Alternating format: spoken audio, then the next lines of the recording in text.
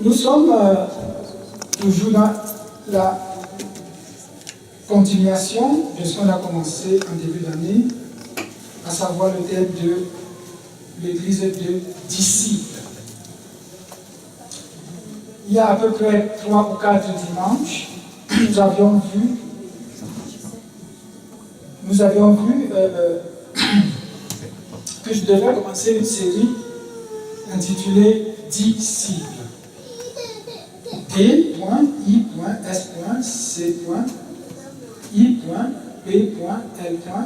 sous forme de cible.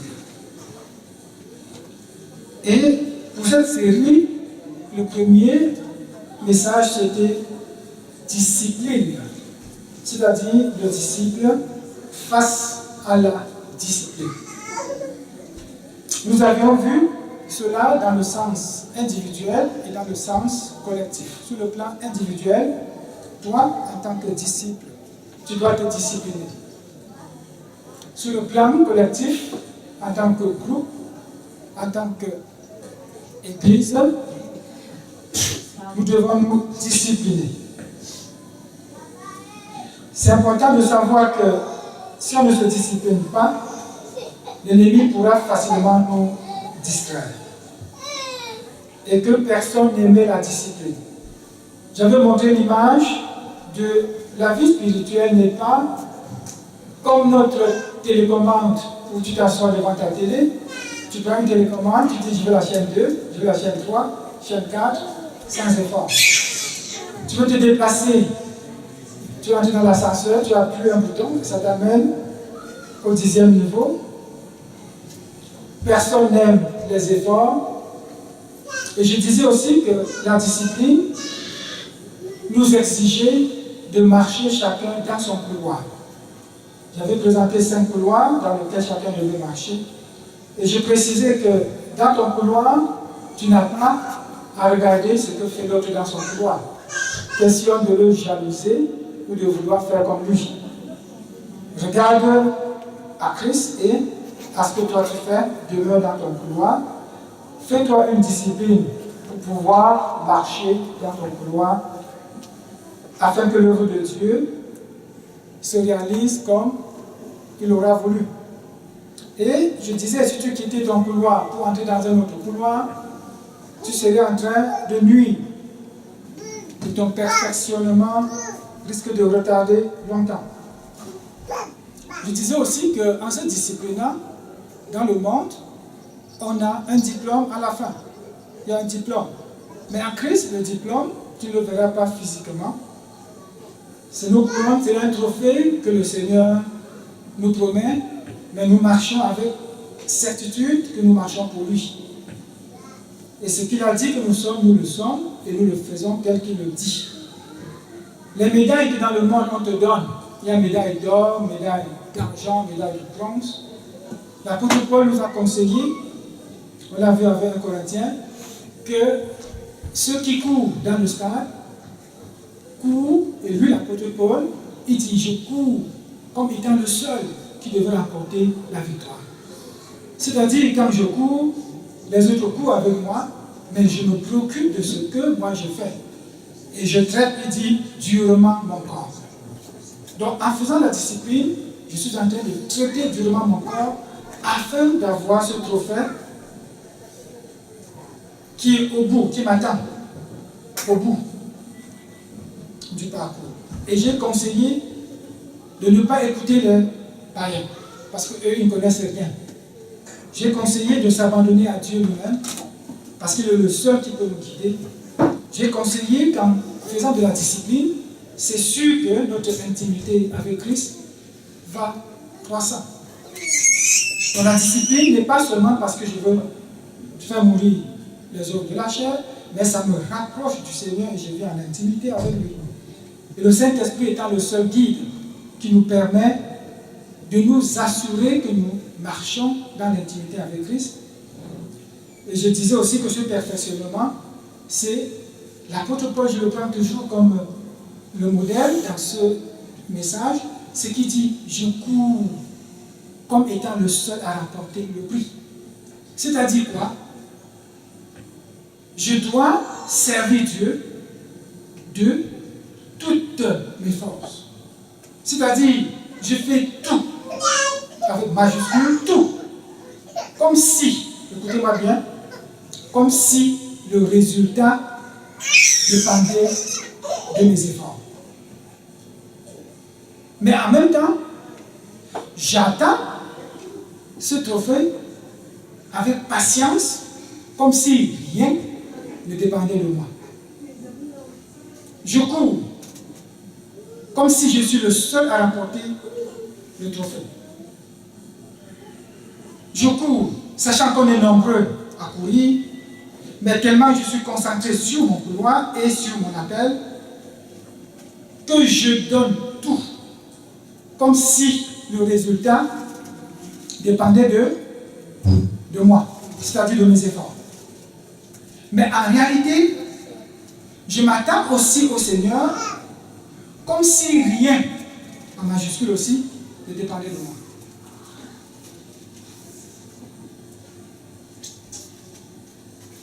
Tu vois, Marie-Laure, je sais qu'elle a compris. Je sais que Rose a compris. Je regarde, voilà, je dis oui, elle a compris. Je vois le sourire de Jean-Jacques, je dis oui. Je reprends. C'est important, j'insiste là-dessus. C'est facile. Je fais tout. Je me donne entièrement. Et je fais tout, mes efforts, tout. Comme si le résultat, comme si le trophée, je le gagnais parce que j'ai trop couru, j'ai tout fait. Paul dit, il s'abstient. Donc je m'abstiens aussi. Comme si le résultat dépendait de mes efforts. Mais en même temps, je m'attends à Dieu comme si rien ne dépendait de moi. Avec ceci, j'introduis le deuxième message qui est bien sûr I. Comme, parce que la première c'était D. N'oublions pas, on est dans la discipline. D comme discipline. Donc, le disciple face à la discipline.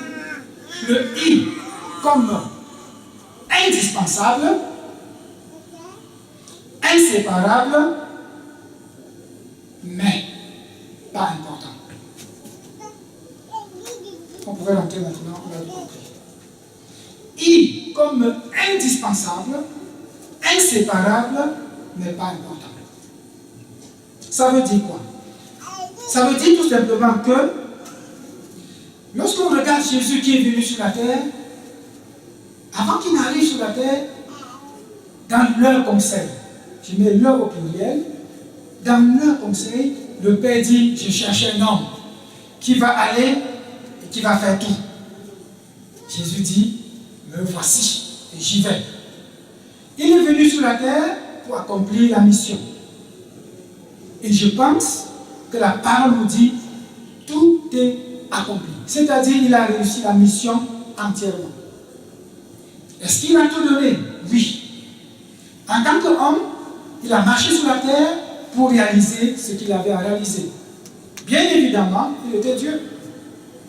Il a travaillé en tant qu'homme comme si tout dépendait de lui. Mais en même temps, il s'attendait au Père comme si rien ne dépendait de lui. L'important, c'est de dire, je vais et je fais. En tant qu'homme, il a pris sur lui nos douleurs, il a pris sur lui nos péchés. Est-ce qu'il en a souffert? Oui. Dans sa marche, dans son couloir, à un moment donné, c'était tellement dur qu'il a même dit, ah, ben, si je pouvais. Mais, que cela ne soit pas ma volonté, mais la tienne. Il a fait ça 3 fois. On va dire au Timothée, on ne l'affiche pas, ce n'est pas important. Parlant toujours de, il y a un seul qui court, il y a un seul Dieu, et aussi un seul médiateur entre Dieu et les hommes, qui Jésus-Christ homme. Jésus-Christ homme. C'est 1 Timothée 2 au verset 4, 5. Jésus-Christ homme. Donc voilà un homme qui dit, me voici. Qui vient sur la terre, il est Dieu. Il dit, je vais faire la mission. Homme, il est venu faire la mission. Est-ce qu'il a tout donné? Oui. Est-ce qu'il a réussi? Oui. Il dit, me voici, envoie-moi. Et ce qui devait être fait sur le plan spirituel a été fait et accompli entièrement.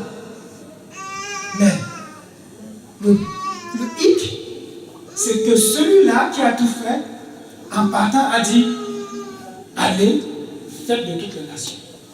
Allez, continuez l'œuvre que j'ai achevée. Oh là là, je dis, Seigneur, comment je vais comprendre ça? Soit la mission a été accomplie et je ne fais rien, soit la mission n'a pas été accomplie et je fais quelque chose. Ça commence à m'embêter. Et le chrétien, parfois, ne le dit pas à haute voix, mais il pense dans son cœur, comment peut-il me dire, va-y, alors que lui, il a tout accompli. Ça nous embête parfois. Pourquoi il nous dit d'y aller? Parce que la loi qui devait être faite a été faite sur le plan spirituel. Mais nous, il dit, allez-y, sur le plan naturel, ramener sur la terre ce qui a été déjà fait. Donc, nous qui travaillons, on y va, parce que quoi? On est indispensable. Il fallait que Jésus vienne sur la terre, c'était indispensable. Mais nous, quand il dit, allez-y, nous sommes aussi indispensables. Je parle à toi, disciples. Je parle à nous, disciples. Nous sommes indispensables.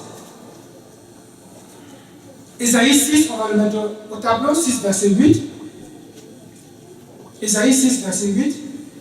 Il dit, qui enverrai-je et qui marchera pour nous? Voilà l'Éternel qui dit, qui enverrai-je et qui marchera pour nous? Ésaïe 6, verset 8.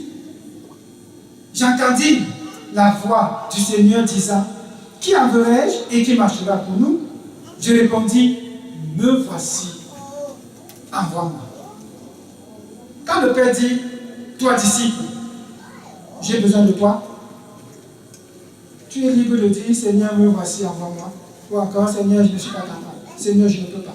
Ou encore, tu as déjà fait, pourquoi tu as besoin de moi? Indispensable. Regardez le Père. La suite, c'est quoi? Au verset 9, il dit alors, va et dis à ce peuple, vous entendrez et vous ne comprendrez point, vous verrez et vous ne saisirez point.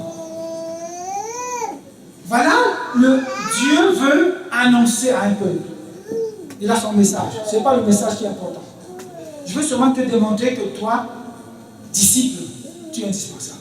Il a besoin de toi. Il a besoin de toi.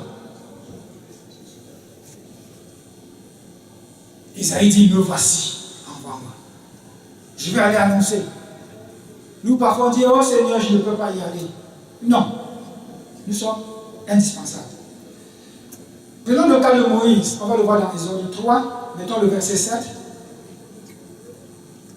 Et dans Exode 3, verset 7, l'Éternel dit, j'ai vu la souffrance de mon peuple qui est en Égypte, et j'ai entendu les cris que lui font pousser les oppresseurs, car je connais ses douleurs. Le Père connaît les douleurs de son peuple. Il dit, je connais les douleurs, les souffrances, j'ai entendu les cris. Il dit, je suis descendu pour le délivrer de la main des Égyptiens. Donc, comprenons que Dieu voit, il entend et il vient. Il veut délivrer. Il veut mettre fin à la souffrance de son peuple. La suite au verset 9, voici, les cris d'Israël sont venus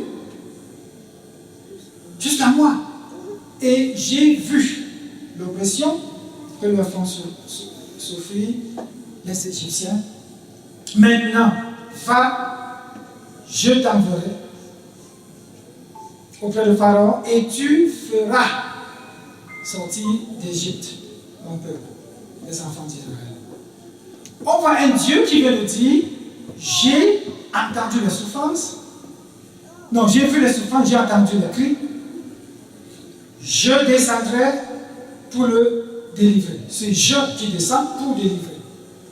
Mais est-ce qu'il va lui-même? Non. Il choisit qui? Il choisit qui? Hein? Moïse. Mais Moïse, on est en train de... Ça n'apparaît pas? Mais oui. Il dit, j'ai entendu, j'ai vu, je descends moi-même. Il dit, je viendrai et je délivrerai. Donc il va délivrer lui-même, mais il a besoin de toi. Il a besoin de Moïse. Il dit, Moïse, va, je t'enverrai. Ça c'est au verset 10.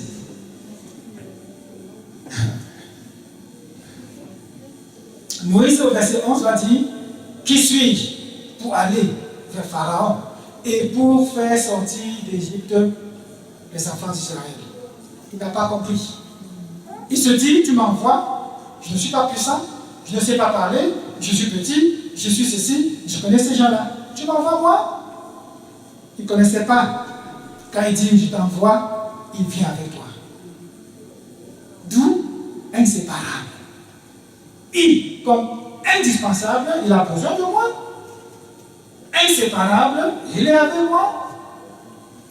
N'est-ce pas? Il dit, le Père en moi, moi dans le Père, et nous deux en toi, et nous trois, nous sommes un. Il est là, il est avec toi, il ne veut pas te laisser. Il te dit, mais je t'envoie. Pendant que tu parles, il fait l'œuvre. Moïse dit, qui suis-je? Je ne peux pas. Certains disciples, quand le Père les appelle, il n'y a que moi. J'ai pleuré des années, Seigneur, je suis incapable. Seigneur, j'ai peur. Seigneur, Seigneur, il ne s'agit pas de toi. Il est là, il est avec toi. Accepte, c'est tout. Crois. Laisse-toi aller. Puisqu'il a dit, j'irai et j'irai pour le délivrer. La préposition pour veut dire c'est le je qui fait l'action de la deuxième phrase. J'irai et c'est moi qui le délivrerai. Mais j'ai besoin de toi. Indispensable. Au verset 11, Moïse se plaint et Dieu lui dit, je serai avec toi. C'est moi qui t'envoie. Et quand tu auras fait sortir d'Égypte le peuple, vous servirez Dieu sur cette montagne. Oh là là, que c'est beau. Un Dieu qui m'envoie et qui vient avec moi.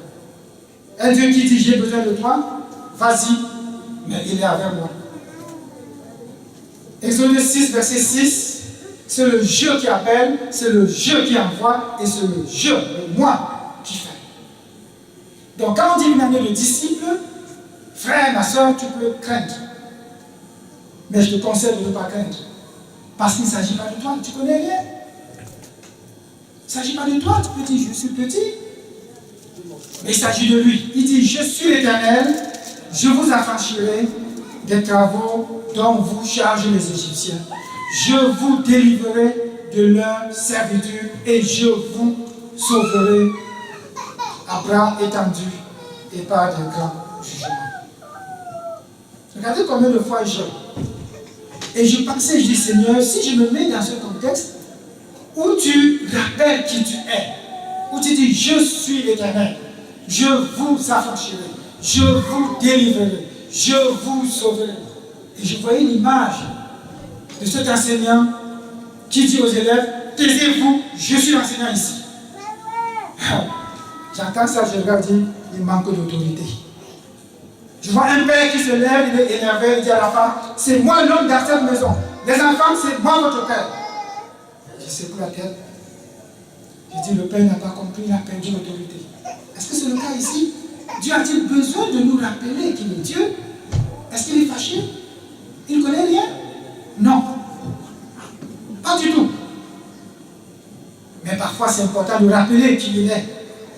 Pour que tu saches en disant, j'accepte le disciple-là. Seigneur, tu es Dieu. Toi qui appelles, tu vas le faire.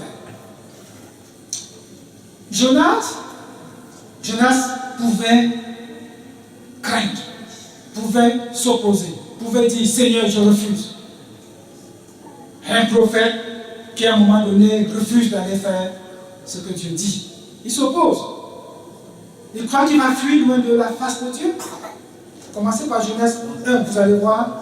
La parole de l'Éternel fut adressée à Jonas, fils d'Amittai, en ces mots, lève-toi, va à Ninive. Dieu a-t-il besoin de quelqu'un pour aller trancher l'histoire de Ninive? Mais il dit, oui, j'ai besoin de toi, Jonas. Vas-y. Le vieux ou le jeune ou le vieillard, je ne sais pas quel âge il avait, il s'est enfui. Il dit, va écrire contre elle. Dieu a envie d'envoyer quelqu'un crier contre Nénive. Mais il dit, toi, Jonas, je te choisis, vas-y. Et Jonas se leva, verset 3, pour s'enfuir à Tarsis, loin de la face de l'Éternel. Combien nous sommes comme Jonas? On pense fuir loin de la face de Dieu. Pourquoi? Parce qu'on n'a pas compris qu'on est indispensable. On n'a pas compris qu'on est inséparable. Tu vas fuir de lui, lui ne va pas fuir de toi. Il viendra te chercher. Partout où tu vas fuir, il viendra. Même dans le ventre du poisson, il est là. Il va sortir Jonas. Notre Dieu nous déclare qu'il est inséparable. Il nous aime, il est avec nous. Amen. Il est avec nous. Il dit, je suis avec toi. Ne crains pas, je suis avec toi. Le mystère, c'est comment continuer une œuvre achevée. C'est tout. Tout est là. Comment pourrais-je continuer une œuvre achevée? Tout est accompli, tout est fait. Il me dit, vas-y. Oh, parfois je garde ma tête. Seigneur, pourquoi veux-tu que j'aille à la nuit de prière? C'est très long. Mon corps me dit, couche-toi, tu dors. Mais oui, pourquoi tu m'as prié? Jésus intercède pour toi. Ça, c'est ceux qui se laissent affaiblir par Satan. Il dit, hé, Jésus ne dit pas au ciel, là-tu, ne sais-tu pas qu'il intercède pour toi? Pourquoi tu vas aller t'asseoir 4 heures, 5 heures, 6 heures et prier? Hé, il intercède pour toi. Couche-toi, tu dors. Quand tu entends ça, tu dis, mais oui, c'est vrai. Le pasteur a même enseigné justement que Jésus intercède pour moi. Ok, merci Seigneur, je me prie et je m'endors. Oh non. Oh non. Il dit, qui enverrai-je? Qui marchera pour nous? Qui enverrai-je? Qui marchera pour nous? Un homme. Un homme. Il t'appelle disciple. Il t'appelle disciple. Cette année, si tu étudies encore, demande-toi, est-ce que je suis vraiment disciple au niveau, je peux même dire 0. Est-ce que je suis enfant de Dieu? Si la réponse est non, et reviens à la base. Regarde encore, qu'est-ce que Jésus a fait à la croix? Qu'est-ce qu'il a fait à la croix? Il a pris sur lui tes péchés, ta douleur et tout. Il t'a dit, je te tends, tout simplement, la main, tiens-la. C'est une grâce. Et revois ta position. Ne dis pas les hommes de Dieu ont dit, je suis enfant de Dieu. Oh non, ce n'est pas quelqu'un qui va te dire que tu es enfant de Dieu. Personne ne te dira que tu es enfant de Dieu, bien-aimé. Personne. Il dit bien, dans Marc 16, verset 16, on connaît ce verset, celui qui croira et qui sera baptisé sera sauvé, mais celui qui ne croira pas sera condamné. Celui qui croira et qui sera baptisé sera sauvé. Mais celui-là qui t'a sauvé te dit, j'ai besoin de toi. Tu es indispensable, jeune homme. Tu es indispensable, jeune fille. Tu es indispensable, maman. J'ai besoin de toi. Et le Seigneur travailla, bon, c'est Marc 16, c'est le même truc, le même contexte, au verset 20, Marc 16, 20, il dit, et ils s'en allaient prêcher partout. Waouh, ils ont dit, ben, me voici, je m'appelle. Il dit, et le Seigneur travaillait avec eux et confirmait la parole par les miracles qui l'accompagnaient. Ils sont partis. Des hommes simples. On ne les connaissait même pas. Ils étaient simples. Dieu les choisit, ils acceptent. Si Pierre voulait regarder, il veut dire, je ne suis qu'un pêcheur de poissons. Tu veux faire de moi quelque chose? Je ne peux pas. Je ne peux pas. Pierre pouvait dire, oui, j'étais à l'école, mais écoute, une école pour autre chose. Qu'est-ce que tu m'amènes à faire là? Certains ont même dit, oh père, tu m'appelles. Oh, toi mon frère, viens, on part. Papa Zébédée, bye bye. C'est chemin faisant qu'on va comprendre ces choses-là, Seigneur. Nous sommes indispensables. Il a besoin de nous. Nous sommes inséparables. Ne fuis pas. Parce que lui, il est avec toi en tout temps. Si tu vas, il est avec toi. Tu travailles, il travaille avec toi.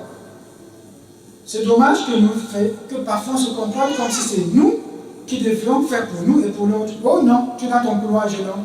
Tu es dans ton couloir, fais ce que tu as à faire. Ce n'est pas à nous de te dire quoi faire. Chacun dans son couloir ou comme s'il devait être le seul à remporter le prix. Et j'aime bien Pierre qui dit que nous devons, du moins le Père veut, que nous devenions participants de la nature divine. Participants. Et j'aime ça. Devenons participants. Quand le Père dit viens et va avec moi, ne crains pas. Tu es participant de la nature divine.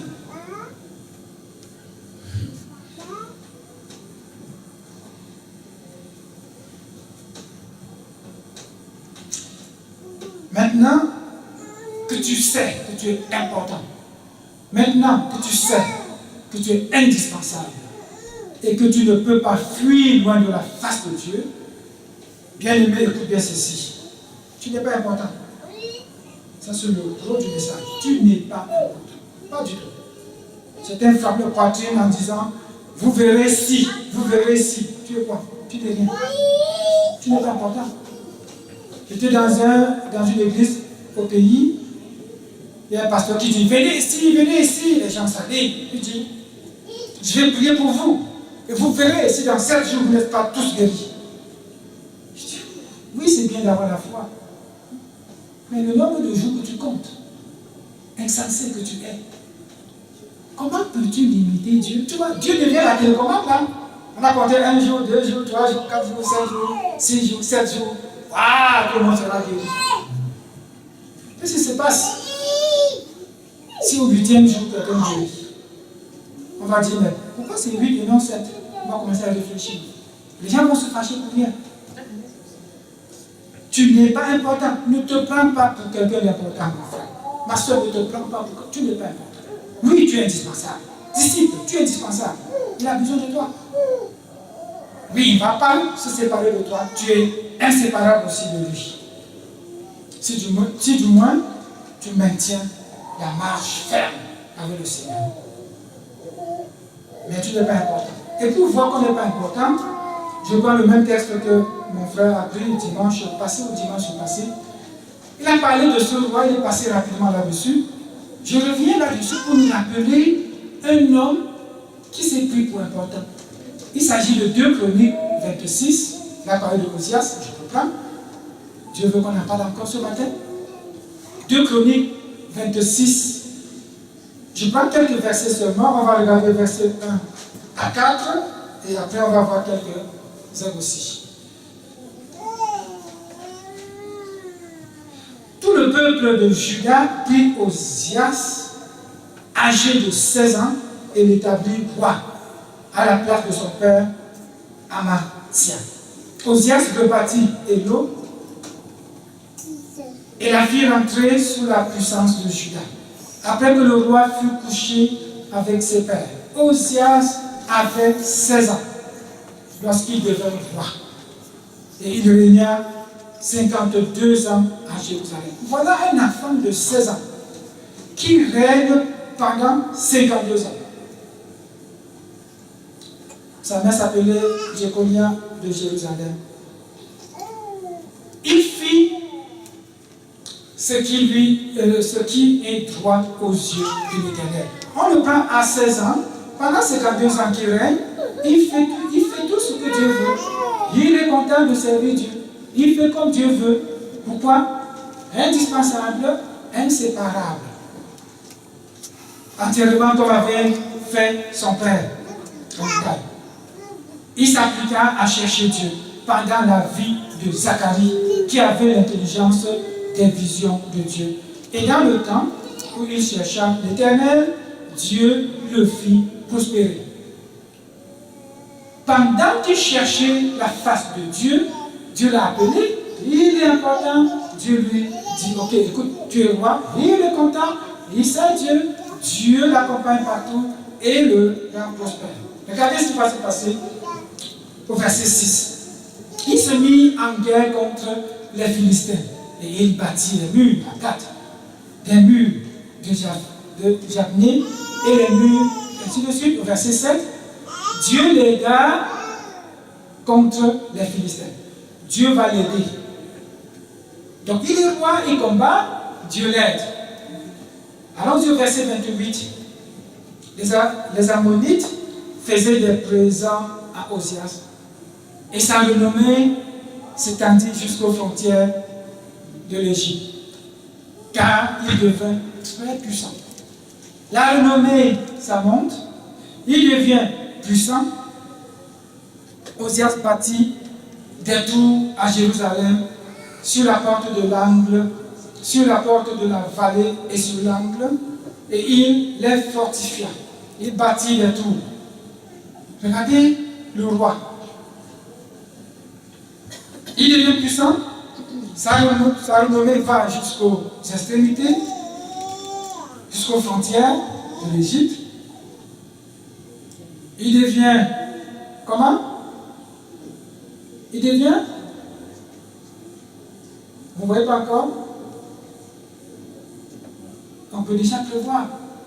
Il commence à s'enorgueillir, non? Il commence à dire, oh voilà, ma renommée est partie, oh je suis puissant. Attention, disciples, attention. Regardons le verset 15. Il fit faire à Jérusalem des machines inventées par un ingénieur. Regardez, comme par les machines ici, pendant la guerre, généralement ils avaient les boucliers et ils allaient avec les flèches. Mais les ingénieurs ont fabriqué quelque chose comme une tour sur laquelle ils plaçaient des armes qui allaient au loin pour détruire l'ennemi à distance. C'est semblable à quoi aujourd'hui, à nos technologies. Il fait faire des machines. Il dit, sa renommée s'étendit au loin car il fut merveilleusement soutenu jusqu'à ce qu'il devint puissant. Verset 16. Mais lorsqu'il fut puissant, son cœur s'éleva pour le perdre. Il pécha contre l'Éternel, son Dieu. Il entra dans le temple de l'Éternel pour brûler des parfums sur l'autel des parfums. Le roi devient puissant, sa renommée va au loin, il fait faire des machines, il est maintenant assez grand, assez fort, assez bien vu. Il commence à sortir de son couloir. Au lieu de rester comme roi et gérer le peuple comme Dieu le voulait, il a commencé à ne plus chercher la face de Dieu, entrer dans le couloir de l'autre, commencer à dire, moi aussi, je peux brûler l'encens au niveau du parfum. À l'autel des parfums de Dieu. Sorti de son couloir. Disciple, quand tu vas marcher avec le Seigneur, tu te disciplines et tu demeures dans ton couloir. Si tu sors de là pour commencer à faire ce qu'un autre fait, tu es en train de te déroger de ton appel. Tu n'es pas important. Il se disait important. Regardez la suite. Le sacrificateur, c'est le 17, verset 17.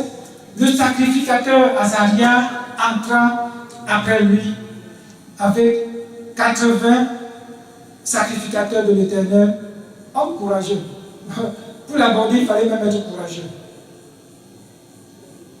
Y en a-t-il aujourd'hui des disciples de Dieu où pour l'aborder, il faut être courageux, tellement il est dur, rigide, très grand, que pour l'aborder, mon frère, est-ce qu'il faut avoir du courage? Le disciple n'est pas appelé à vivre comme ça. Au verset 18, il dit, ils s'opposèrent, donc ces hommes courageux s'opposèrent au roi Osias et lui dit, tu n'as pas le droit, Osias, d'offrir des parfums à l'Éternel. Tu n'as pas ce droit-là. Ce droit appartient à qui? Aux sacrificateurs, fils d'Aaron, qui ont été consacrés pour les offrir. Sors du sanctuaire. Sors du sanctuaire. Car tu commets un péché. Et cela ne tournera pas à ton honneur devant l'Éternel. Oh, j'aime ces hommes courageux, capables de dire, hé toi, roi, tu as de faire ce que tu ne devrais pas. Parfois tu marches comme Dieu ne veut pas, tu manques un courageux pour te dire, mon frère, ma soeur, ne marche plus comme ça. Et si jamais on te le dit, reviens. La colère s'empara d'Ozias. Il devient colérique tout de suite. Il s'énerve. Qui tenait un ascensoir à la main. Et comme il s'irritait, pendant qu'il s'irritait et s'élevait contre les sacrificateurs, la lèpre éclata sur son front.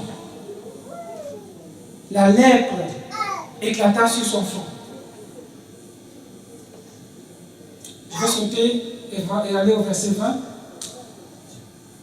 Le souverain sacrificateur Azaria et tous les sacrificateurs portèrent les regards sur lui. Et voici, il avait la lèpre au front. Ils le mirent précipitamment dehors et lui-même se hâta de sortir après que l'Éternel l'avait frappé. Le disciple est appelé à marcher sous le regard de notre Dieu. Parfois on se cache au monde, on dit, on va faire comme on veut. Dieu n'est pas là. Eh non. Quand tu te caches dans tes toilettes pour faire ce que tu veux, dans ta douche pour faire ce que tu veux, dans un quartier que personne ne te connaît pour faire ce que tu veux, l'Éternel est là. Il te voit. On parlait en Afrique d'un pasteur qui, dans la petite région, était connu comme l'homme fidèle. Mais pour une fois qu'il allait en mission dans une autre ville, on était au Gabon, dans une autre ville, il arrive dans un quartier où il se dit, personne ne me connaît. Il est 22h la nuit, il a fini la prêche depuis 18h30, il est libre. Il dit, je m'en vais un peu marcher dans l'obscurité, dans le noir. Ils arrivent quelque part, il a une femme passer. Il dit, hé ma chérie, tu peux venir un peu? Ça c'est comme on dit au Gabon. Peux-tu venir un peu? Il se disait que personne ne le connaissait. La fille vient. Hé pasteur, bonjour pasteur. Il casse sa tête. Pourquoi? Parce que dans sa tête, il se disait, personne ne me connaît. Personne ne te connaît, mais Dieu te connaît. Personne ne te voit, mais Dieu te voit. Avant de dire, je suis disciple de Dieu, sache que je vais marcher, sachant que on est inséparable. On est inséparable. Il dit, je suis avec toi partout. Je t'accompagne partout. Disciple, sois averti.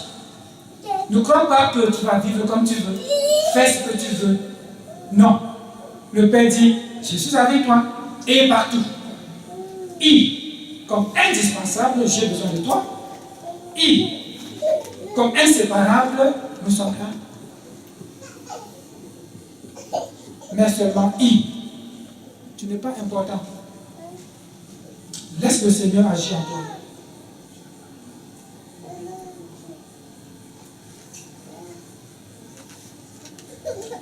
La fin du verset, c'est le verset 23.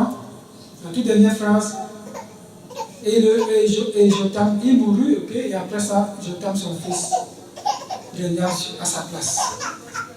Si le disciple n'est pas humble, si le disciple, ayant compris qu'il est indispensable, ayant compris que selon la perspective de Dieu, inséparable, et s'il ne comprend pas que lui-même va vivre sachant qu'il est un avec Christ,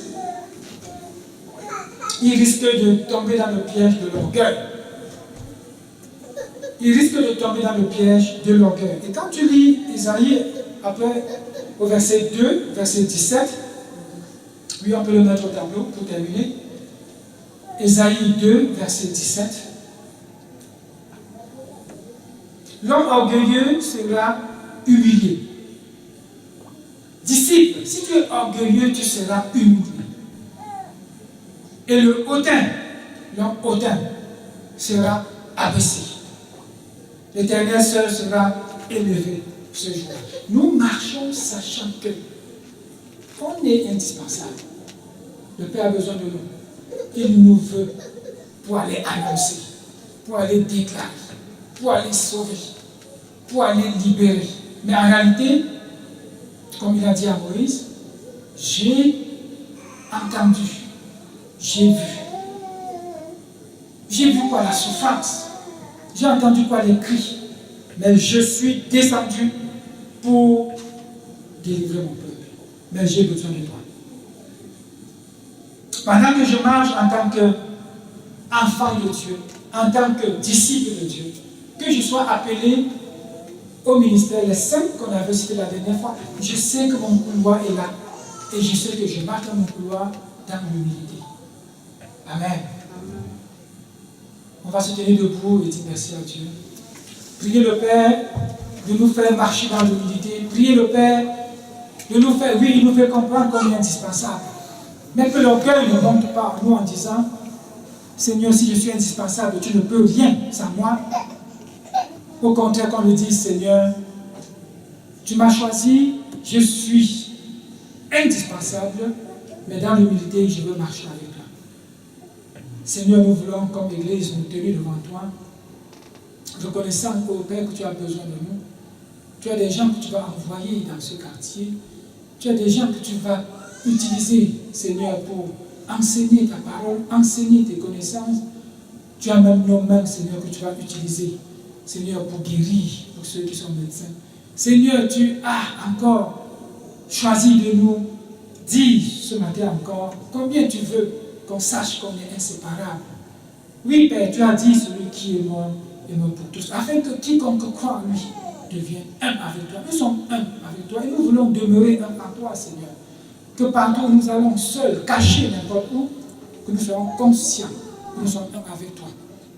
Seigneur, alors que tu nous donnes des tâches, donne-nous d'être humbles, de marcher avec humilité, sachant, ô Éternel, que c'est toi qui le fais de nous.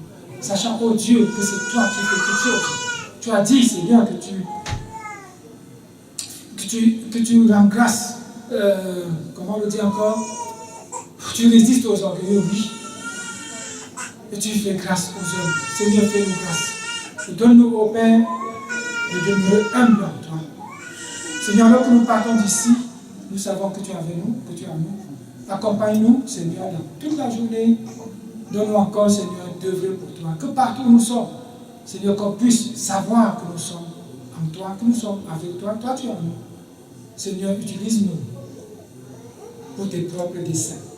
Et que la gloire te revienne à toi et à toi seul. Au nom de Jésus. Amen. Amen. Amen. On dirait qu'on dormait. Amen. Amen. Soyez bénis.